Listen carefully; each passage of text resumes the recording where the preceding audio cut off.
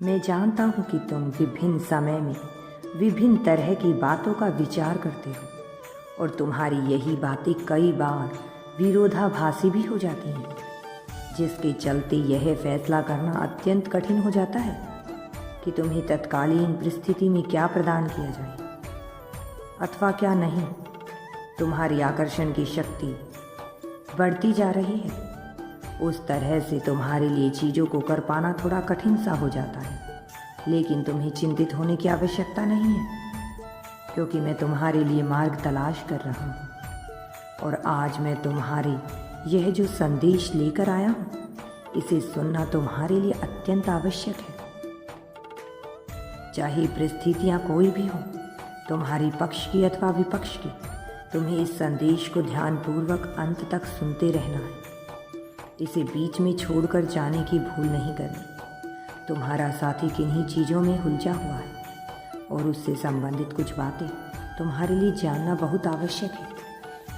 अपने आत्मसंगी को अपने आप से जोड़ने की तुमने जो कोशिश की है, उसके तहत बहुत सी गलतियां तुमसे हुई हैं, इसलिए तुम्हारे लिए कुछ बातों का विशेष रूप से जानना बहुत आवश्यक है।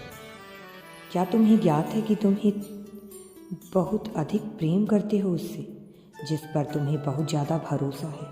वास्तव में उसका प्रेम किस प्रकार का है? तुम्हारा साथी, उसके मन में क्या विचार चलते हैं? वह जो तुम्हारा आत्मसंगी है, वह तुम्हारे लिए कितना लाभप्रद होगा? तुम्हें इसे जानना ही होगा।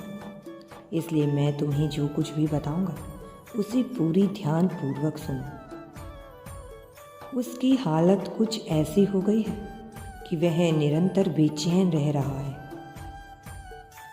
उसे जीना तो दूर, वह रातों को चैन से सो भी नहीं पा रहा। उसे निरंतर ख्याल आते रहते हैं, तुमसे जुड़ी हुई विभिन्न प्रकार के ख्याल।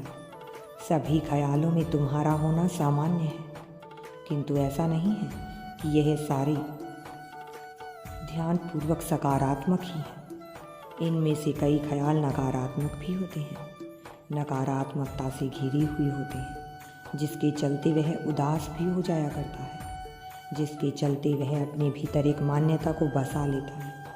इसके चलते उसके भीतर कई बार कमजोरी का भी भाव आता है। इसलिए तुम्हें उस पर ध्यान देना होगा। यदि यूनिवर्स पर विश्वास करते हो तो कमेंट में धन्यवाद यूनिवर्स लिखकर चैनल को सब्सक्राइब करो। तुम्हारा कल्याण होगा।